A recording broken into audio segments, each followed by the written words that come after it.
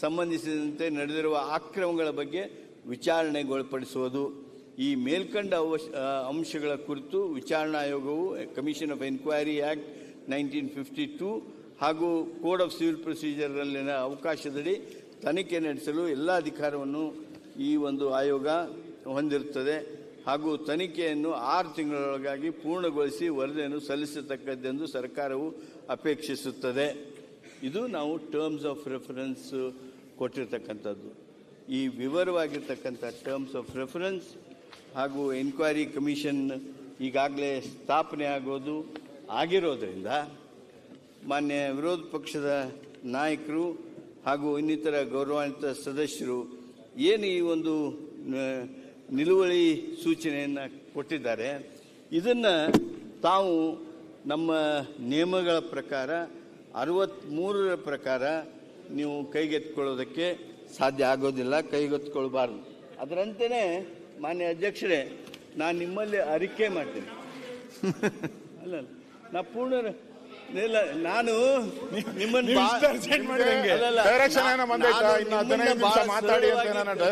ಮಾಡಬಹುದು, ಅಧ್ಯಕ್ಷರನ್ನು ಕನ್ವಿನ್ಸ್ ಮಾಡೋದಕ್ಕೆ ಪ್ರಯತ್ನ ಮಾಡ್ತಾ ಇದ್ದೇನೆ. ಅಧ್ಯಕ್ಷರೇ, ಡಿ ಕೆ ಶಿವಕುಮಾರ್ ಅವರು ಬಿಟ್ಬಿಡಿ, ಮಾತಾಡ್ತಾರೆ, ಓದ್ತಾರೆ, ಬಿಟ್ಬಿಡಿ ಅವ್ರಿಗೆ. ಅಧ್ಯಕ್ಷರಿಗೆ ಹೇಳ್ತಾ ಇದ್ದೀನಿ, ಇಲ್ಲ ನಿಮ್ದು ಆಯ್ತಲ್ಲ, ನಿಮ್ದ ನೋಡಿ, ಸಮಯವನ್ನ ಮುಂದೂಡ್ಬೇಕು ಅಂದ್ರೆ ಬಿಟ್ಬಿಡಿ. ಈಗ ಇಡಿಗೆ ಹೆಂಗ್ ಕೊಟ್ಬಿಟ್ರಿ? ನೋಡಿ, ಇಡಿ ಅವ್ರಿಗೆ ತನಿಖೆ ನಡೀತಾ ಇದೆಯಲ್ಲ, ನೀವು ಇಡಿಗೆ ಅನುಮತಿ ಕೊಟ್ರಿ, ಪರ್ಮಿಷನ್ ಮಾತಾಡಕ್ಕೆ ಅನುಮತಿ ಸ್ಪೀಕರ್ ಅವ್ರು ಕೊಟ್ರು. ಸರ್, ಅಶೋಕ್ ಅವ್ರು ಹೇಳ್ತಾ ಇರೋದನ್ನ ಸ್ವಲ್ಪ ಒಂದು ಶಬ್ದ. 24 ಗಂಟೆ ಮುಂಚೆ ನಾನು ನಿಮ್ ಜಾಗದಲ್ಲಿದ್ದೆ, ನೀವು ನನ್ನ ಜಾಗದಲ್ಲಿದ್ರಿ. ಶಿವಲಿಂಗೇಗೌಡರು ಮಾತಾಡ್ತಾ ಇರುವಾಗ ಇದೇ ರೂಲನ್ನ ನಾನು ಉದ್ಗರಿಸಿದೆ. ಪ್ರಿಯಾಂಕಾ ಖರ್ಗೆ ಅವರು ಮುಂದಿನ ಓದಿ ಅಂತ ಅಂದ್ರು, ನೀವು ಇವ್ರಿಗೆ ಹೇಳಿಲ್ಲ ಮುಂದಿನ ಓದಿ ಅಂತ. ಸೊ ಮುಂದಿಂದು ಓದಿದಾಗ ಗೊತ್ತಾಗುತ್ತೆ. ಇದು ಮೊದಲನೇ ಪ್ರಶ್ನೆ. ಸ್ಪೀಕರ್ ಅವರು ಆ ಒಂದು ಆಯೋಗ ಅಥವಾ ಕಮಿಟಿ ಅಥವಾ ಕ್ವಾಸಿ ಜುಡಿಷಿಯಲ್ ಬಾಡಿ ಅದರ ವಿಚಾರಣೆಗೆ ಬಾಧಕ ಆಗದೆ ಇರಂಗೆ ಚರ್ಚೆ ಮಾಡಕ್ಕೆ ಅವಕಾಶ ಇದ್ರೆ ಕೊಡ್ಬೋದು ಅಂತ ಇದೆ. ಎರಡನೇದು, very curious point is the date of appointment of that commission. ನೀವು ಹೇಳಿದ್ರಿ it is on 14th of July. Session ಶುರು ಆಗಿದ್ದು 15th of July. ಸೆಷನ್ ಶುರುವಾಗ ಹಿಂದಿನ ದಿವಸ ನೀವು ಈ ಕಮಿಷನ್ ನೇಮಕ ಮಾಡಿರೋದೇನೆ ಈ ಸದನದಲ್ಲಿ ಚರ್ಚೆ ಆಗೋದನ್ನ ತಡೆಯೋದಿಕ್ಕೆ. It's a caveat.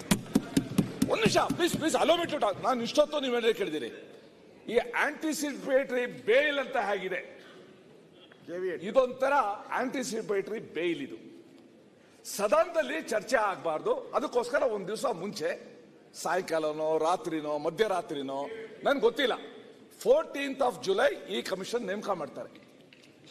ಈಗಾಗಲೇ ಗೊತ್ತಿತ್ತು 15th ಅಲ್ಲಿ ಇದು ಚರ್ಚೆ ಆಗುತ್ತೆ. It's a burning issue, it's A ಬಹಳ ಡಿಬೇಟ್ ಆಗ್ತಾ ಇರೋ ಇಶ್ಯೂ, ಇದು ಚರ್ಚೆ ಆಗುತ್ತೆ ಅಂತ ಗೊತ್ತಿತ್ತು ಅವ್ರಿಗೆ.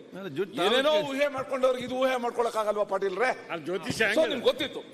ಈ ಗೊತ್ತಿರೋ ಹಿನ್ನೆಲೆಯಲ್ಲಿ ನಾನು ಮಾನ್ಯ ಸಭಾಧ್ಯಕ್ಷರಿಗೆ ಮನವಿ ಮಾಡ್ಕೊಳ್ಳೋದು, it is the responsibility of the house to discuss this vital issue which has become the talk of the state.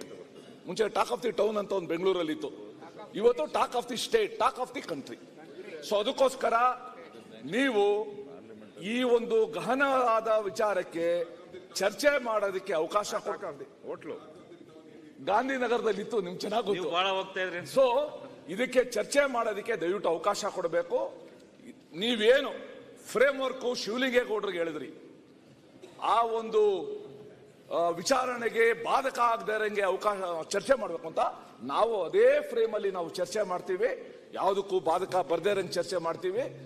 So ಅದಕ್ಕೋಸ್ಕರ ಈ ಒಂದು ಸದನದ ಒಂದು ಜವಾಬ್ದಾರಿ ಇದೆ, ಸದನದ ಸದಸ್ಯರ ಜವಾಬ್ದಾರಿನೂ ಇದೆ, ಮತ್ತೆ ಸಮಾಜಕ್ಕೊಂದು ಒಳ್ಳೆ ಸಂದೇಶ ಹೋಗೋಕ್ಕೋಸ್ಕರ ಇದಕ್ಕೆ ಚರ್ಚೆ ಮಾಡಕ್ಕೆ ಅವಕಾಶ ಕೊಡಬೇಕು. ಮಾನ್ಯ ಅಧ್ಯಕ್ಷರೇ, ಸರ್ ಒಂದೇ ನಿಮಿಷ ಸರ್, ನಾನು ಸುರೇಶ್ ಕುಮಾರ್ ಅವ್ರಿಗೆ ಈಲ್ಡ್ ಆಗಿದೆ, ನಿಮಗೂ ಈಲ್ಡ್ ಆಗ್ತೇನೆ ಆಮೇಲೆ.